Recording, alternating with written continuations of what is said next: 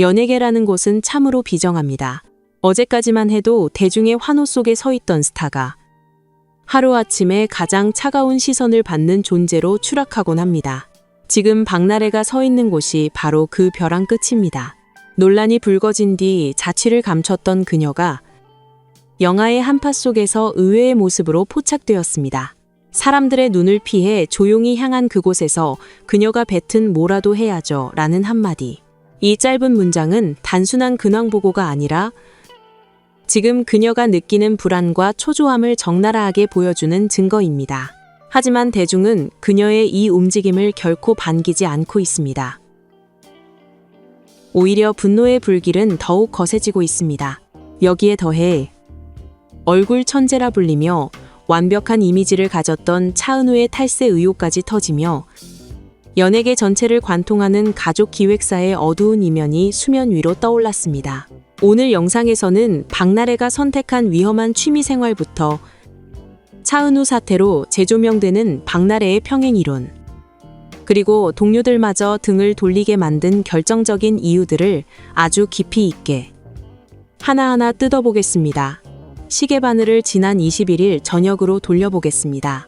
서울 도심은 영하 12도까지 떨어진 기록적인 한파로 꽁꽁 얼어붙어 있었습니다. 그 추위만큼이나 썰렁한 거리에 두꺼운 양털 코트와 번거지 모자로 얼굴을 꽁꽁 싸맨 한 여성이 나타났습니다.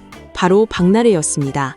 전 매니저와의 횡령 고소 공방, 그리고 이어지는 각종 구설수로 방송 활동을 멈춘 그녀가 세상 밖으로 나온 것입니다.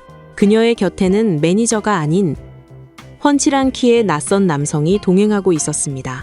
취재진을 마주친 박나래의 반응은 당혹감 그 자체였습니다. 황급히 자리를 피하며 그녀가 남긴 말은 수업이 있어서 왔다. 그리고 뭐라도 해야죠였습니다. 자숙의 시간을 보내는 연예인이 무언가를 배운다는 것, 그 자체는 비난받을 일이 아닙니다. 오히려 재충전의 기회로 삼을 수도 있습니다. 하지만 문제는 종목이었습니다. 그녀가 들어간 곳은 막걸리와 전통주를 빚는 양조기술학원이었습니다. 이 소식이 전해지자마자 여론은 싸늘하게 식었습니다. 왜냐하면 박나래를 위기로 몰아넣은 수많은 사건의 중심에는 항상 술이 있었기 때문입니다. 과거 방송에서의 과도한 주사, 술자리에서 빚어진 성희롱 논란, 그리고 건강 문제까지 대중에게 박나래와 술은 때려야 뗄 수 없는, 그러나 이제는 피해야만 하는 위험한 조합으로 각인되어 있습니다. 그런데 자숙 중에 또다시 술을 배운다? 네티즌들은 이를 두고 알코올 중독 치료를 받아도 모자랄 판에 술을 빚고 있냐? 아직도 사태 파악이 안 된 것 같다. 이건 자숙이 아니라 그냥 쉬면서 놀러 다니는 것이라며 강도 높게 비판하고 있습니다. 그녀에게 막걸리 수업은 단순한 취미였을지 모르지만 대중의 눈에는 반성 없는 안일함으로 비칠 뿐입니다. 박나래의 막걸리 수업이 더욱 위태로워 보이는 이유는 당장 내일 밤 방송될 SBS 그것이 알고 싶다 때문입니다. 이번 방송은 연예계를 뒤흔들 메가톤급 폭탄을 예고하고 있습니다. 핵심 키워드는 불법 이모와 성형외과 브로커입니다. 방송 예고에 따르면 유명 비뇨기과 의사에게 정체불명의 여성을 유능한 성형외과 의사라고 소개한 인물이 바로 박나래로 지목되고 있습니다. 이 여성은 의사 면허도 없는 무자격자였지만 박나래의 인맥을 타고 연예계 깊숙이 침투해 불법 시술을 자행했다는 의혹을 받고 있습니다. 단순히 속아서 소개를 해준 것일까요? 아니면 알고도 묵인했거나 혹은 더 깊은 관계가 있는 것일까요? 방송은 이 연결고리를 집요하게 파헤칠 예정입니다. 특히 이 사건이 무서운 점은 프로포폴 등 불법 약물 투약 의혹과도 연결될 가능성이 있다는 것입니다. 만약 방송을 통해 박나래가 단순한 피해자가 아니라 이 불법 네트워크의 중심에 있었다는 사실이 조금이라도 드러난다면 그녀의 연예계 복귀는 사실상 불가능해집니다. 이런 절체절명의 시기에 세상 편하게 막걸리를 빚고 있는 모습이 공개되었으니 대중의 분노가 폭발하는 것은 당연한 수순입니다. 내일 방송이 나간 직후 그녀가 빚던 막걸리는 그녀의 발목을 잡는 독주가 될지도 모릅니다. 박나래의 위기는 개인의 문제를 넘어 연예계의 구조적 모순과도 맞닿아 있습니다. 최근 불거진 차은우의 200억 원대 탈세 의혹 사건을 보십시오. 국세청은 차은우가 소득 구간에 따른 고율의 세금을 피하기 위해 모친 명의의 법인을 세워 소득을 분산시켰다고 보고 있습니다. 충격적인 것은 이 수백억 매출을 올리는 기획사의 주소지가 강화도의 한 장어집이었다는 사실입니다. 전형적인 페이퍼 컴퍼니의 형태입니다. 그런데 이 기이한 구조, 박나래의 상황과 너무나도 닮아 있습니다. 박나래 역시 전 소속사와 결별 후 어머니를 대표로 앉힌 1인 기획사를 설립해 활동해 왔습니다.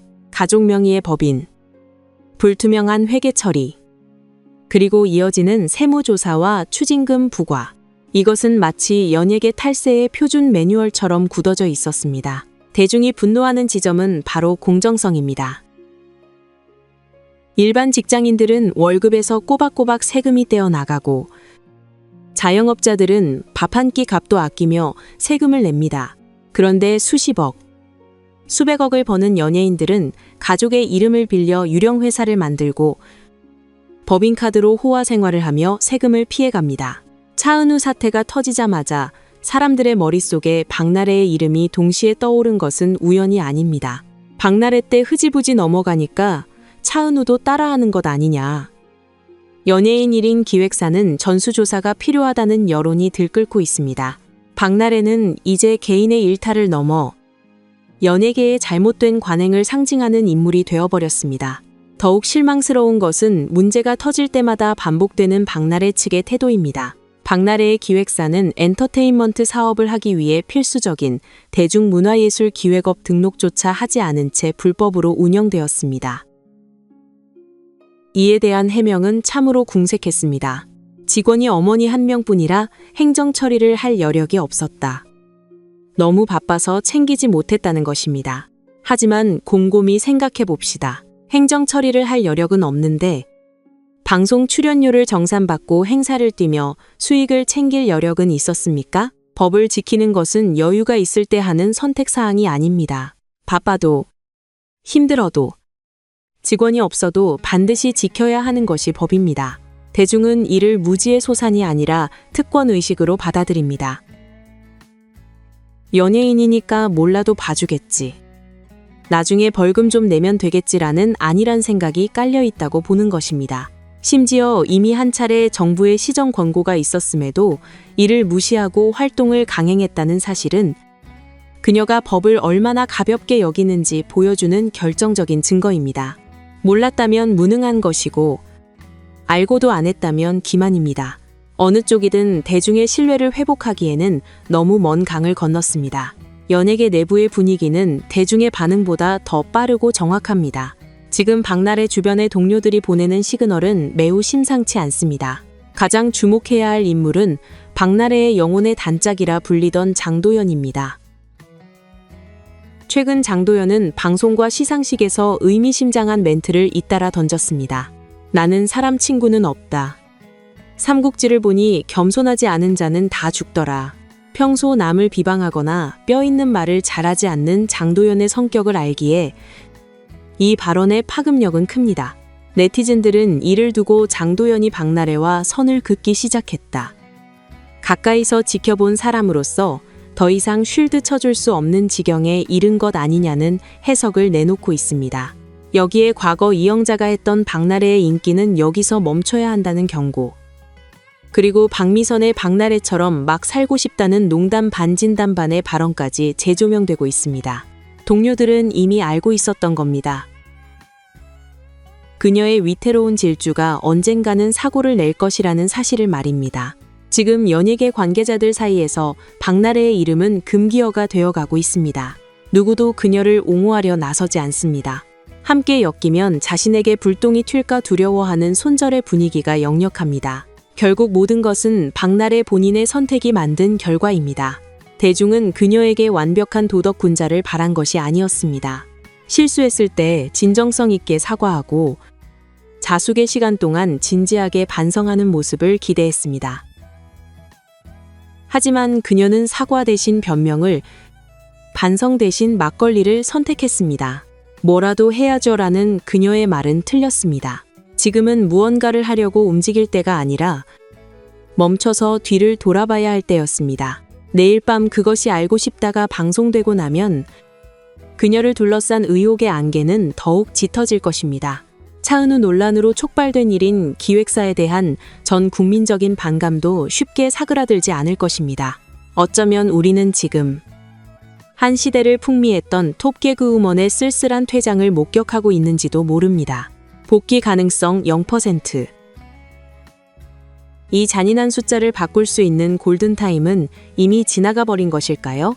판단은 여러분의 몫입니다. 오늘 영상은 여기까지입니다.